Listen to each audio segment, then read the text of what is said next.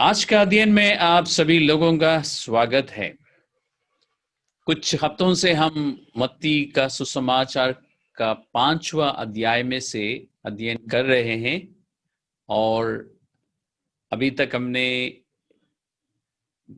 12वां पद तक का अध्ययन किया है, यानी जिस पैसेज को दी बियाटिट्यूड्स कहते हैं उसको हमने खत्म किया, उसको समाप्त किया और हमने ये सीखा और जाना कि प्रभु यीशु मसीह ने शुरुआत में ही अपने लोगों को, अपने शिष्यों को, अपने चेलों को बताया कि परमेश्वर के राज्य में या परमेश्वर के राज्य की कुछ खास बातें प्रभु ने उनके सामने रखी और बताया कि परमेश्वर के राज्य में रहते हुए चेलों में क्या क्या गुण पाए जाना चाहिए। और हमने ये भी सीखा कि प्रभु उनको ये नहीं कह रहा था कि एक चेले को ये सब कुछ कर लेना चाहिए। प्रभु ये बता रहा था कि एक चेले में ये सारी बातें पाई जाती है और हम जो ये दावा करते हैं कि हम यीशु मसीह के चेले हैं, हमें अपने जीवन की ओर देखने की जरूरत है कि क्या हमें या हमारे जीवन में ये सब बातें दिखाई देती हैं। और यदि ये सारी बातें, ये सारी विशेषताएं या ये सारे गुण जिसका हमने अभी तक अध्ययन किया आपके जीवन में पूरी तरह दिखाई देते हैं, तो आपको इस या इन विशेषताओं को लेके और अध्ययन करने की जरूरत नहीं, क्योंकि ये सारी बातें आपके जीवन में अभी प्रकट है। लेकिन यदि आपको लगता है कि इनमें से कुछ भी मेरे जीवन में इस समय नहीं है या इनमें से एक दो बातें मेरे जीवन में दिखाई देती हैं और बाकी बातें अभी नहीं है, तो मैं आपको बताऊंगा कि आपको क्या करना चाहिए। आपको सबसे पहले आपके मन में एक इच्छा होनी चाहिए, एक चाहत होनी चाहिए कि मैं यीशु मसीह का एक सच्चा चेला बनूंगा, या प्रभु के सामने ये इच्छा होनी चाहिए आपके अंदर कि मैं एक अच्छा और सच्चा चेला बनना चाहूंगा। और दूसरा, आप प्रभु से मांगिए। आपको मालूम है मत्ती रचित सुसमाचार में 7वां अध्याय में प्रभु यीशु मसीह ने मांगने के विषय में बताया था और सिखाया था कि मांगो तो तुम्हें दिया जाएगा। और फिर उसी पैसेज में प्रभु ने कहा कि हर मांगने वाले को मिल जाता है। और उसमें प्रभु ने ये नहीं कहा कि हम क्या क्या मांग सकते हैं। आमतौर पर जब हम मांगने की बात करते हैं या विचार करते हैं तो हमारे मन में हमारे शारीरिक जरूरतों के विषय में या फिर हमारी चंगाई को लेके या छुटकारे को लेके या हमें जो चीजें चाहिए होती हैं उन सब चीजों के बारे में हम सोचते हैं। लेकिन प्रभु ने सिर्फ ये कहा कि हर अच्छी वस्तु हम मांग सकते हैं या हर अच्छा गिफ्ट जो है हम मांग सकते हैं। और चेला बनना या परमेश्वर के गुण हमारे अंदर से या हमारे जीवन में दिखाई देना एक अच्छी बात है और हम जरूर मांग सकते हैं। प्रभु से मदद मांगिए, प्रभु से अनुग्रह मांगिए और वो आपकी सहायता करेगा। क्योंकि यदि आपने यीशु मसीह पर विश्वास करके नए सिरे से जन्म पाया है तो आपके अंदर ये सारे गुण हैं। और जब प्रभु की सहायता से आप वचन के अनुसार चलना शुरू करेंगे तो ये सारे गुण जो है बाहर को दिखाई देगा, यानी लोगों को पता चलेगा आपके परमेश्वर के विषय में कि ये परमेश्वर के जन है, ये प्रभु यीशु मसीह के चेले हैं। क्योंकि प्रभु यीशु मसीह के गुण आपके जीवन में दिखाई देंगे, जिसके बारे में हम अध्ययन कर चुके हैं। अब हम चलते हैं 13वां पद में, मत्ती का सुसमाचार का 5वां अध्याय का 13वां पद। मैं रुक जाता हूं, आप लोग बाइबल खोलिए। मत्ती का सुसमाचार का 5वां अध्याय है, 13वां पद, मैथ्यू चैप्टर 5 वर्स 13। बाइबल में या आपके पास जो भी है, स्मार्टफोन या टैबलेट्स जो भी है आपके पास से, इस 13वां पद में प्रभु यीशु मसीह ने कहा कि तुम पृथ्वी के नमक हो, परंतु यदि नमक का स्वाद बिगड़ जाए तो वे फिर किस वस्तु से नमकीन किया जाएगा? फिर वे किसी काम का नहीं, केवल इसके लिए कि बाहर फेंका जाए और मनुष्यों के पैरों के तले रौंदा जाए। आइए हम नमक के विषय में बात करते हैं। नमक के बारे में आपको मालूम है कि आज के समय में नमक बहुत ही एक्सपेंसिव या कीमती वस्तु नहीं है। और अगर मैं बोलूं कि नमक एक प्रेशियस, एक मूल्यवान वस्तु है, तो आपको हैरानी ही होगी, क्योंकि आज के ज़माने में ऐसा नहीं है, लेकिन 2000 साल पहले ऐसा नहीं था। और मैं आपको अक्सर याद दिलाता रहता हूं कि बाइबल का अध्ययन करते हुए हमें उस समय को भी ध्यान में रखना चाहिए जिस समय ये बातें लिखी जा रही थी या जिस समय ये चर्चा हो रही थी। ये बातें प्रभु यीशु मसीह ने उनसे कही है 2000 साल पहले। और 2000 साल पहले नमक जो है बहुत कीमती चीज थी और काफी मूल्यवान वस्तु उनके लिए, उस समय नमक उनके लिए था। यूनानी लोगों के लिए कहा जाता है कि वे इस बात या वे ये कहते थे कि नमक में थोड़ा सा ईश्वरीय गुण है। ये यूनानी लोगों की बात मैं बता रहा हूं, बाइबल नहीं कहती। जहां तक रोमियों की बात है, रोमी लोग ये मानते थे कि सूरज के बाद अगर किसी मूल्यवान वस्तु इस संसार में है तो वो नमक है। और इसलिए कभी कभी रोमी सैनिकों को जो सैलरी मिलती थी वो नमक के रूप में मिलती थी। यानी सैलरी के पैसे के, यानी उस समय के सोने के सिक्के या चांदी के सिक्के के जगह पर उनको नमक मिलता था। इतनी कीमती चीज नमक थी उस समय। यहां तक कि अंग्रेजी में जो सैलरी शब्द है वो लैटिन से लिया हुआ है। लैटिन में साल बोलते हैं और साल का मतलब होता है नमक। नमक उस जमाने में दोस्ती की पहचान के रूप में या दोस्ती की निशानी के रूप में इस्तेमाल किया जाता था।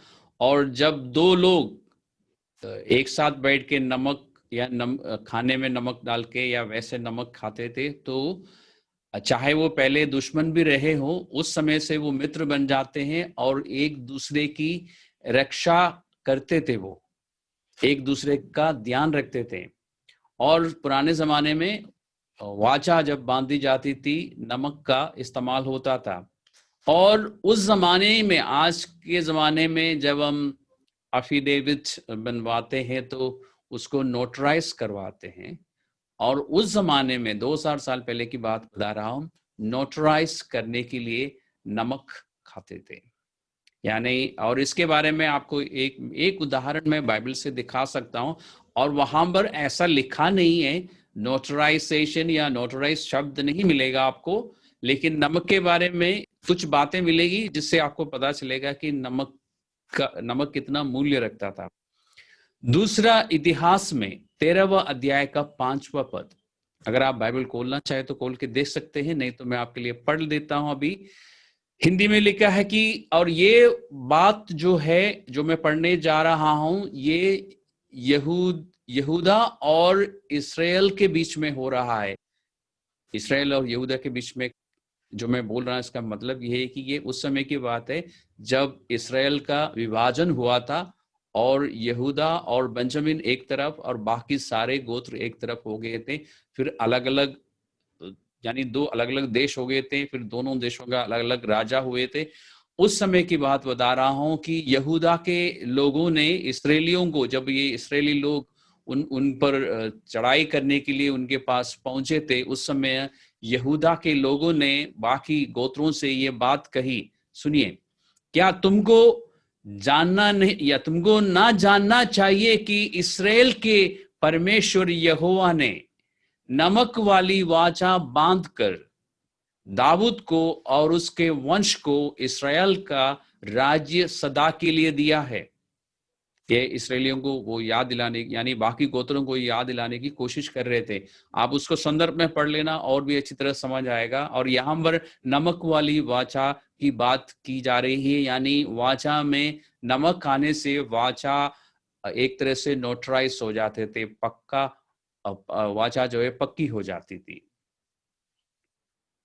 और इसलिए मैं समझता हूं कि जब यीशु मसीह ने अपने चेलों से कहा कि तुम पृथ्वी के नमक हो, तो ये सारी बातें उनके ध्यान में आई होगी। अब आप कहेंगे कि यीशु मसीह की जो चेले थे वो सारे इतने पढ़े लिखे और परिष्कृत सोफिस्टिकेटेड लोग नहीं थे। तो मैं कहता हूं ठीक है, मान लिया कि उनको ये सारी बातें शायद उनके ध्यान में नहीं आई होगी, लेकिन इनको इतना तो पता था कि नमक जो है बहुत कीमती चीज है। उनको इतने ये बात अच्छी तरह से मालूम थी, क्योंकि वो भी नमक खाने वाले थे, खाने में और जहां और नमक को इस्तेमाल करने वाले थे। और नमक के बारे में एक और जरूरी बात मैं आपको बताऊंगा, उसके बाद आपको और पक्के तौर पे पता चलेगा कि हाँ, ये बात तो उनके दिमाग में उस समय आई होगी। यानी ये जो बात यीशु मसीह उनसे कह रहा है, उस समय के चेलों को समझ आ गई, यानी नमक क्या है और नमक के साथ चेलों को परमेश्वर तुलना कर रहा है। तो उसका पीछे जो अर्थ है या उसके पीछे जो गहराई है, मैं समझता हूं कि चेलों को काफी हद तक समझ आई है। मैंने कहा चेलों को इतना तो मालूम था कि नमक बहुत कीमती है, और इसलिए जब प्रभु ने उनसे कहा तुम पृथ्वी के नमक हो, तो प्रभु उनको ये बता रहा था कि तुम इस संसार के लिए बहुत कीमती हो। ये फर्क बात है कि संसार जो है, ये दुनिया जो है, यीशु मसीह के चेलों को बहुत पसंद नहीं करती, लेकिन इस दुनिया को यीशु मसीह के चेलों की जरूरत है। नमक के बारे में एक और बात हमें अच्छी तरह से मालूम है, क्योंकि हम रोज नमक इस्तेमाल करते हैं, कि नमक के द्वारा खाने में स्वाद बढ़ जाता है। यानी खाने के स्वाद को बढ़ाने के लिए हम नमक का इस्तेमाल करते हैं। और इस बात को अगर हम इस संदर्भ में, या ये जो यीशु मसीह कह रहा है कि तुम पृथ्वी के नमक हो, उस बात में अगर हम अप्लाई करते हैं, लागू करते हैं, तो हम ये कह सकते हैं कि हम जो हैं, हम मतलब जो चेले हैं, हमसे मेरा मतलब चेले जो यीशु मसीह के चेले हैं, दुनिया में लोगों के जीवनों में स्वाद लाते हैं, यानी उनके जीवन में आशा लाते हैं। उनको हमारी वजह से वो उनको पता चलता है, या उनके जीवन में इस तरह से आशा आती है कि वो जीना पसंद करेंगे। ये हमारे द्वारा होगा। और क्यों होगा आपको पता है ऑलरेडी। यानी आपके और मेरे अंदर नमक का ये गुण जो है हमारे अंदर है, हमारे नए सिरे से जन्म पाने के कारण हम कह सकते हैं जन्म सिद्ध गुण हमारे अंदर है। जन्म सिद्ध से मेरा मतलब नए सिरे से जन्म लेने के कारण। और हम परमेश्वर के जो मूल्य है, उन मूल्यों का विशेष या खास स्वाद इस संसार में लेके आ सकते हैं। संसार से मेरा मतलब है संसार में जो लोग हैं, जो हमारे इर्द गिर्द में लोग हैं, उन तक वो स्वाद हम पहुंचा सकते हैं। यानी कोई भी व्यक्ति जो हमारे संपर्क में आएगा, उसको उस स्वाद का या परमेश्वर की उन विशेषताओं का स्वाद पता चलेगा। एक और जरूरी बात है नमक के बारे में, वो ये है कि आज के जमाने में, आज के लोगों को बिना फ्रिज की जिंदगी इमेजिन करना भी मुश्किल हो जाएगा। विशेष करके जो हमारे वाई और एक्स जनरेशन है, यानी 1981 के बाद जिनका जन्म हुआ है, उनके लिए ये सोचना भी मुश्किल होगा कि फ्रिज के बिना भी कोई जिंदगी हो सकती है। लेकिन 2000 साल पहले रेफ्रिजरेटर्स नहीं थे, और मछली और मीट को प्रिजर्व करने के लिए, उनको सड़ने से बचाने के लिए वो नमक का इस्तेमाल करते थे। आज अगर आप सेल में बहुत सारे चिकन ले आते हैं, 4-5 चिकन इकट्ठे ले आते हैं क्योंकि सस्ता मिल रहा है, और आप घर पे ले आते हैं और उसके बाद अगर पता चले कि बिजली चली गई और उसके बाद फिर आपने कस्टमर केयर में कॉल किया और पता चला कि 2-3 दिन के लिए बिजली नहीं आएगी, तो आप क्या करेंगे? उस चिकन को आप क्या करेंगे? अगर आपके घर में इतने सारे मेंबर्स हैं तो सारे चिकन को पका के एकदम खा लेंगे, एक ही दिन में खत्म करेंगे। लेकिन अगर मेंबर्स कम है तो फिर आपके पास एक ही ऑप्शन है, थोड़ा सा बना के खाएं और बाकी फेंक दें। लेकिन 2000 साल पहले ऐसा नहीं था।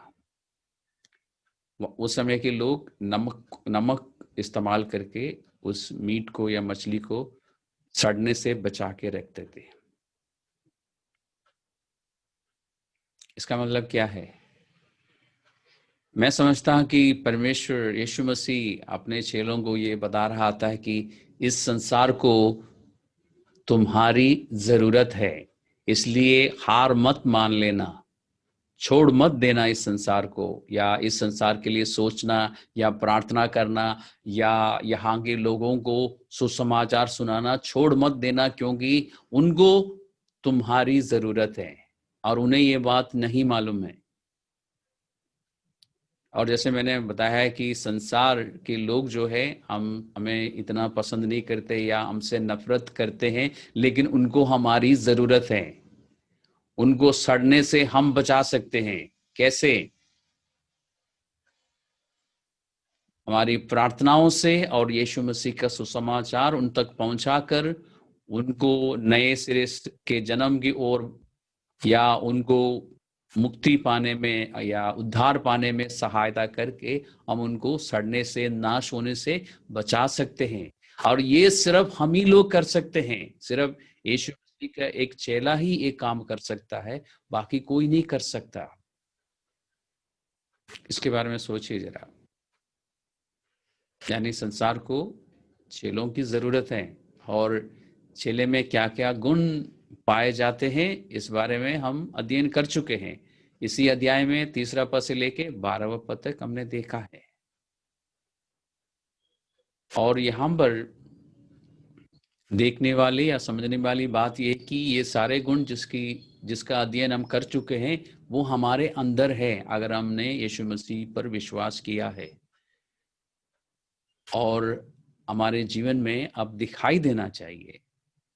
और उसके लिए क्या करना है मैंने शुरुआत में आपको बताया। विश्वासियों के अंदर है और चेलों में वे सारी बातें प्रकट भी है। तो चेले और विश्वासी में ये फर्क है। और यीशु मसीह इस अध्ययन के द्वारा हमें बता रहा है कि हमें सिर्फ विश्वासी बन के नहीं रहना है, हमें चेला बनना है। यानी यीशु मसीह हम में से हर एक से ये कहता है कि हमें यीशु मसीह की नकल करनी चाहिए, और हमें इस संसार में रहना है। और क्योंकि जैसे मैंने कहा ना, इस संसार को हमारी जरूरत है, हमारे लिए कुछ काम है यहाँ पर इस संसार के, यानी बाकी लोगों को बचाने का काम है हमारा। इसलिए आप सोचिए, यीशु मसीह ने जब यूहन्ना का सुसमाचार का 17वां अध्याय में जब प्रार्थना की, उस पूरे अध्याय में यीशु मसीह की एक प्रार्थना है जो यीशु मसीह ने पिता से की। उसमें आपको पढ़ने को मिलेगा 15वां पद में, जो मैं आपके लिए पढ़ देता हूं। अगर आपके पास बाइबल अगर आप जल्दी से खोल सकते हैं तो आप खुद भी खोल के देख सकते हैं। 15वां पद में यीशु मसीह ने कहा कि मैं ये विनती नहीं करता कि तू उन्हें, यानी अपने चेलों के विषय में यीशु मसीह प्रार्थना कर रहा था उस समय, कि तू उन्हें जगत से उठा ले, परंतु ये कि तू उन्हें उस दुष्ट से बचाए रहे। तो यीशु मसीह की प्रार्थना क्या थी कि पिता, इनको दुनिया से उठा मत लेना, इनको अभी यहाँ पे रहने की जरूरत है, क्योंकि दुनिया को इनकी जरूरत है, दुनिया के लोगों को इनकी जरूरत है, इसलिए इनको उठा मत लेना, लेकिन इनको बचा के रखना उस दुष्ट से। और मैं समझता हूं कि परमेश्वर उस प्रार्थना को उस समय भी उस प्रार्थना को परमेश्वर ने सुनी है और आज भी उसी प्रार्थना के अनुसार परमेश्वर यानी पिता काम कर रहा है। आप जितना चाहे गाते रहो कि प्यारे प्रभु यीशु मसीह तू जल्दी आ, और यानी हम कितना भी चाहे कि जल्दी से रैप्चर हो जाए और हम यहाँ से चले जाए, लेकिन यीशु मसीह ने पिता से कहा था कि इनको उठा मत लेना जल्दी। यानी परमेश्वर हमारी इस बात में मैं समझता हूँ कि पिता जो है हमारी प्रार्थना नहीं, अपने पहलोठे की प्रार्थना सुनेगा, जो हमारे बड़े भाई है यीशु मसीह। अगर इस बार अभी जो मैंने सेंटेंस बोला ना कि यीशु मसीह हमारा बड़ा भाई भी है, अगर आपको इस बारे में कुछ सवाल मन में आता है तो आप इब्रानियों की पत्री पढ़ लेना, उसमें है। कौन सा अध्याय है मैं आपको नहीं बता रहा हूँ, उसमें ज्यादा अध्याय नहीं है, तो आप पढ़ सकते हैं। तो मैं इतना यकीन जानता हूं कि इस बात को लेके हमारी कोई भी प्रार्थना नहीं सुनी जाएगी, क्योंकि हमसे पहले यीशु मसीह ने इस बारे में प्रार्थना की है और यीशु मसीह की सारी प्रार्थनाएं पिता की मर्जी के अनुसार थी, इसलिए उसकी सुनवाई पहले से हो चुकी है। आंसर या जवाब जो है पहले से ही परमेश्वर ने वहां से जारी की है, इसलिए अब हम कुछ भी प्रार्थना करें कोई फायदा नहीं है। इसलिए यीशु मसीह जल्दी आने के लिए हम में से कोई प्रार्थना ना करे। अभी हमारे पास बहुत काम है, दुनिया को हमारी जरूरत है, और जब हमारा काम खत्म हो जाएगा आप जान लेंगे कि हाँ यीशु मसीह जो करना है हमारे लिए वो कर लेगा। यीशु मसीह ने चेलों को कहा कि तुम पृथ्वी के नमक हो। एक बात, उसी पद में दो और बातें भी कही गई थी। यीशु मसीह ने कहा था कि अगर नमक का स्वाद बिगड़ जाए तो फिर क्या किया जा सकता है? क्या आप जो नमक है, या मैं, यदि मैं चेला हूं तो मैं भी पृथ्वी का नमक हूं। आप लोग जो चेले हैं यीशु मसीह के, आप पृथ्वी के नमक हो। ध्यान रखना, ये बात विश्वासियों के लिए नहीं है, ये चेलों के लिए है। जब विश्वासी परमेश्वर के वचन के अनुसार, आत्मा के अनुसार चलना शुरू करता है तो वो चेला बन जाता है, और तब उसके लिए ये बात लागू है कि वो पृथ्वी का नमक है। क्या आप और मैं जो पृथ्वी के नमक है, हमारा नमकपन हम खो सकते हैं, या हमारे अंदर जो नमक की जो क्वालिटी है, जो गुण है, वो कम हो सकता है या वो खत्म हो सकता है? मैं जानता हूं एक विश्वासी के अंदर ये गुण जो परमेश्वर ने डाला है कि उसके द्वारा जब वो वचन के अनुसार चलना शुरू करेगा, उसके द्वारा वो दूसरों को सड़ने से बचा सकता है। वो गुण हमेशा रहता है अंदर, क्योंकि पवित्र आत्मा के द्वारा हमारे अंदर मसीह स्वयं रहता है, इसलिए मसीह के सारे गुण हमारे अंदर है। लेकिन जब हम दुनिया के साथ मिक्स हो जाते हैं, आपके अंदर से वो फ्लेवर जो है, नमक का जो फ्लेवर है या नमक का जो स्वाद है, वो खत्म हो जाएगा। क्योंकि नमक के बारे में बताते हुए यीशु मसीह ने जब कहा ना कि अगर नमक का स्वाद बिगड़ जाए, इसके पीछे बात यह है कि नमक अगर दूसरे मिनरल के साथ जब मिक्स हो जाते हैं तो उसमें जो नमकपन है या उसमें अंदर जो फ्लेवर है वो खत्म हो जाता है। वो फिर खाने में डालने के योग्य नहीं होता। उसमें ना तो टेस्ट होता है बल्कि वो नुकसान करता है। अगर उसको अगर जमीन में कहीं उसको हम डाल देंगे तो वहां की जो वेजिटेशन है, वहां पे जो पौधे हैं, वो सब खत्म हो जाएंगे, नुकसान करता है। इसलिए यीशु मसीह ने कहा कि अगर नमक का स्वाद बिगड़ जाता है तो वो फिर किसी काम का नहीं है, उसको सड़क पे रास्ते में फेंकना होगा, उसको खेत में नहीं फेंक सकते क्योंकि वो नुकसान करेगा। नमक का स्वाद कैसे बिगड़ता है मैंने अभी बताया, दूसरे मिनरल्स के साथ मिक्स होने के कारण। तो एक विश्वासी जो नमक है या एक चेला जो नमक है, वो उसका स्वाद कैसे बिगड़ सकता है या कैसे बिगड़ेगा? जब वो दुनिया के साथ मिक्स हो जाता है। और ये कैसे होता है, इसकी शुरुआत कहाँ से होती है? इसकी शुरुआत होती है संसार से मित्रता करने से, जिसके बारे में याकूब की पत्री का 4 अध्याय का 4 पद में है, आप बाद में पढ़ सकते हैं। और जब हम संसार के साथ मित्रता करते हैं तो धीरे धीरे हम संसार से या संसार के द्वारा कलंकित हो जाते हैं। हम, हमारे अंदर वो दाग लग जाते हैं जो संसार में है। और फिर धीरे धीरे हम, और इसके बारे में आपको मिलेगा याकूब की पत्री का 1 अध्याय में 27वें पद में। इससे पहले वाले में मैंने बताया था याकूब की पत्री का 4 अध्याय का 4 पद। तो पहले संसार से मित्रता, फिर संसार से कलंकित हो जाना, और उसके बाद फिर धीरे धीरे संसार को प्यार करना, इस दुनिया को प्यार करना। पहले यूहन्ना का 2 अध्याय का 15वां पद, संसार से और संसार की वस्तुओं से प्रेम करना।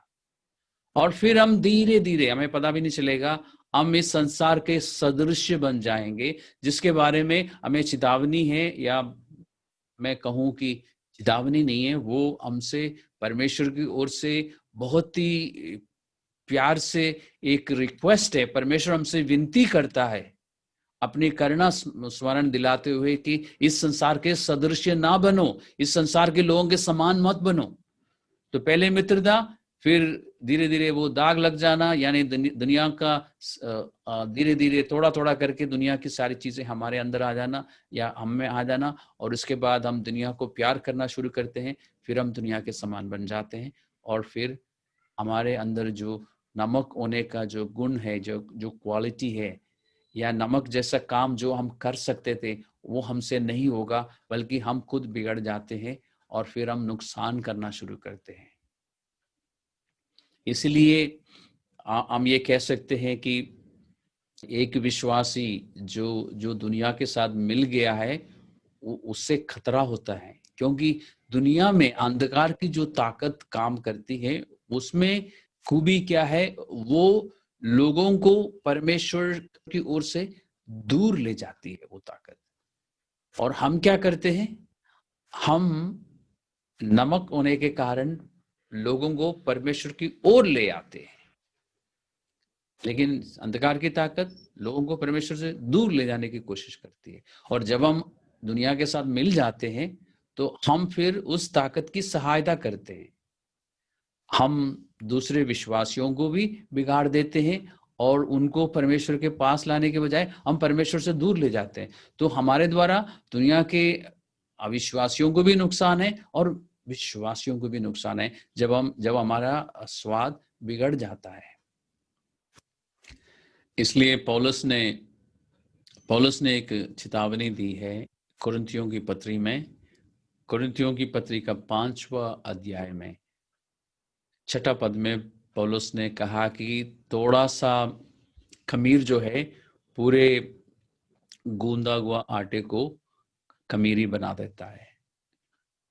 यानी जब हमारा स्वाद बिगड़ जाता है, यानी जब हम ठीक तरह से नमक नहीं है, यानी नमक में जो जो हमारे अंदर जो क्वालिटीज परमेश्वर ने डाली है, वो सब अब काम नहीं कर रहा है, बल्कि हम दुनिया की तरह जी रहे हैं, तो वो सब पर उसका असर आता है। और हमारे द्वारा इस संसार में भी पाप का बढ़ावा होता है।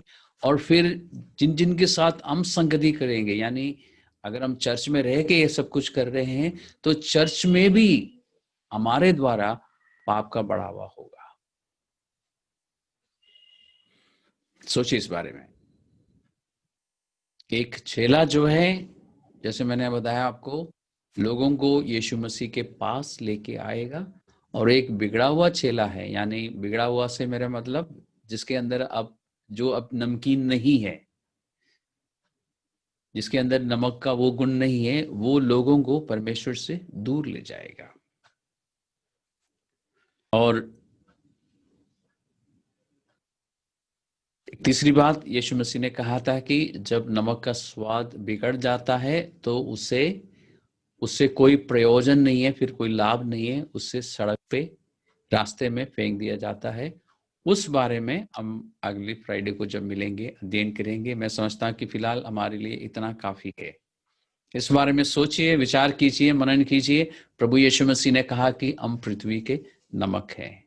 ये हमसे कहा, चेलों से कहा, जो अपने बारे में ये समझते हैं कि मैं चेला हूं। प्रभु ने कहा कि तुम पृथ्वी के नमक हो। और प्रभु ने ये भी कहा कि अगर नमक का स्वाद बिगड़ जाए तो उससे दोबारा नमकीन नहीं किया जा सकता। उस बारे में भी सोचिए। और हमने इस बारे में चर्चा की कि नमक का स्वाद कैसे बिगड़ जाता है। हमने इस बात को देखा कि नमक होने के कारण हम इस दुनिया के लिए कीमती है, जबकि दुनिया इस बात को नहीं समझती। दुनिया को हमारी जरूरत है। हम दुनिया को सड़ने से बचा सकते हैं, बल्कि हम ही हैं जो बचा सकते हैं। हम ही हैं जो लोगों को उद्धार के विषय में बता सकते हैं। हम ही हैं जो लोगों को सच्चा और जीवित परमेश्वर के बारे में बता के उनको परमेश्वर की ओर ले जा सकते हैं। अगर हमारा ये स्वाद खराब हो जाए, बिगड़ जाए, तो उसको नमकीन किया जा सकता है क्या? उसको फिर से ठीक किया जा सकता है क्या? उस बारे में हम अगले बार इकट्ठा जब होंगे चर्चा करेंगे। फिलहाल इन बातों पे ध्यान कीजिए, मनन कीजिए और परमेश्वर आपको समझ देगा। और ये चाहत रखिए, ये अनुग्रह मांगिए परमेश्वर से कि मैं नमकीन बन के रहना चाहूँगा या चाहूँगी, और मैं नहीं चाहूँगा कि मेरा ये स्वाद कभी बिगड़ जाए। इसलिए परमेश्वर से अनुग्रह मांगिए और अगली बार में हम इसका सोल्यूशन ढूंढेंगे, क्योंकि प्रभु ने नमक के लिए ये जरूर कहा है कि दोबारा उसको नमकीन किया नहीं जा सकता, लेकिन परमेश्वर अनुग्रहकारी है, दयालु है। इसलिए चेलों के लिए एक उपाय है। उस बारे में हम अगली बार चर्चा करेंगे। उसके बाद अगर हमारे पास समय रहेगा तो हम 14वां पद को भी देखेंगे, जहां पर परमेश्वर ने कहा कि तुम इस संसार की ज्योति हो। तो प्रभु आप सबको आशीष दे। आप सब लोगों का धन्यवाद।